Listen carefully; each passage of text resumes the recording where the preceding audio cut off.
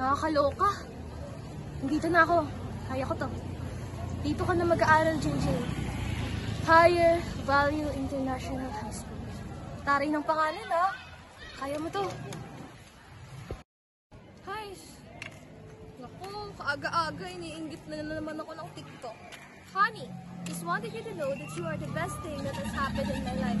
You are my life. While I watch you sleep, I can't believe your mind. Thank you for being my rock. And honey, you rock. I love you very much.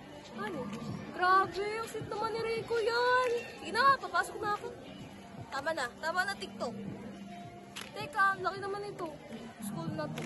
Saan ba dito yung section dito? Sabi nila, pag in love ka, tumitigil ang mundo mo. Bumibilis ang tibok ng puso mo. At...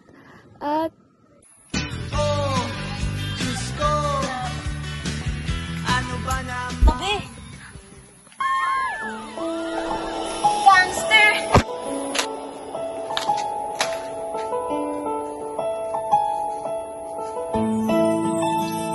Yes, baby girl!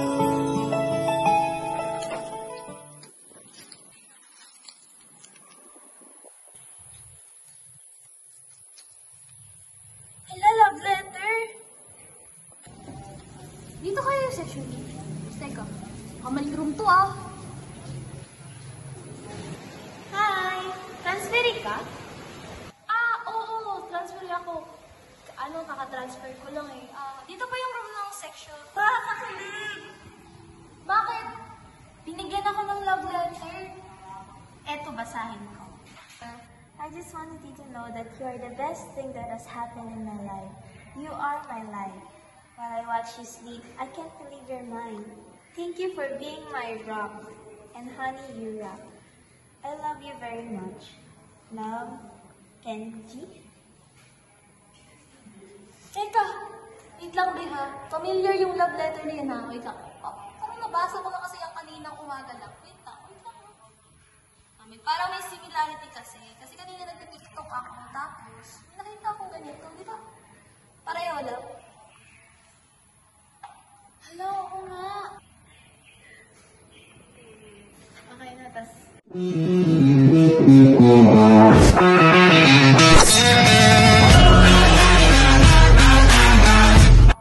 Excuse me? Did I just hear Kenji de los Reyes? Ganyan ba dapat yung boses na tatanungin? Nako, yung gangster skater boy na yan. Lahat ng pinapasang essay niya sa akin, puro plagiarize. Pag-check ko sa plagiarizing checker, lahat 100%. Pag naririnig ko yung pangalan, yung Kenji de los Reyes na yan, kumukulo yung dugo ko. Ay, by the way, Iha, di ako inform na may transfer din pala sa Section C. Opo. Maka-transfer ko lang po. Pero di po Section C. Section E po. Eddie, get out!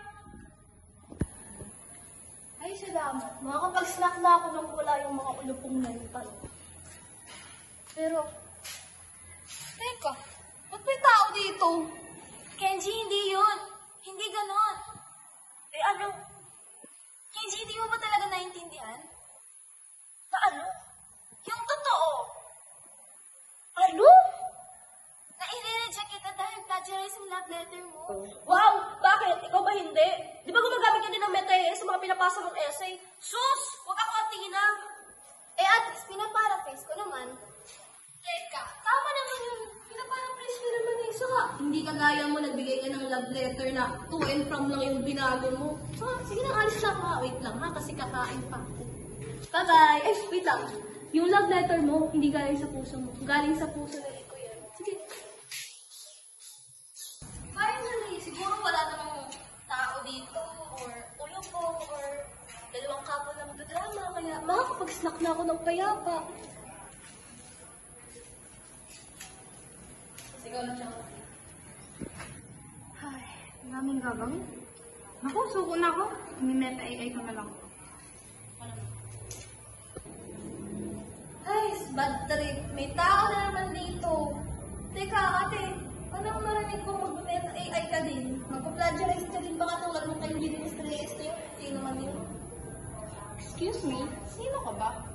Ikaw, sino ka ba? Asina. Hello, Athena? Ano?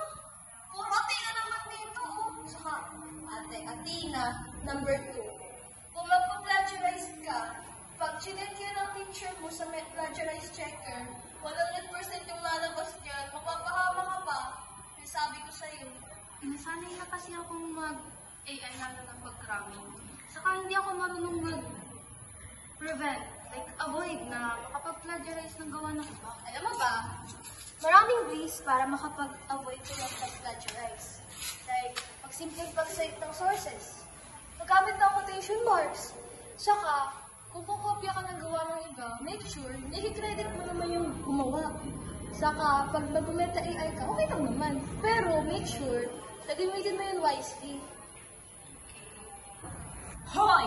Saka akala nyo ba hindi naman na-delete yung pag-plagiarize using AI detectors? Kasi kayong matamad.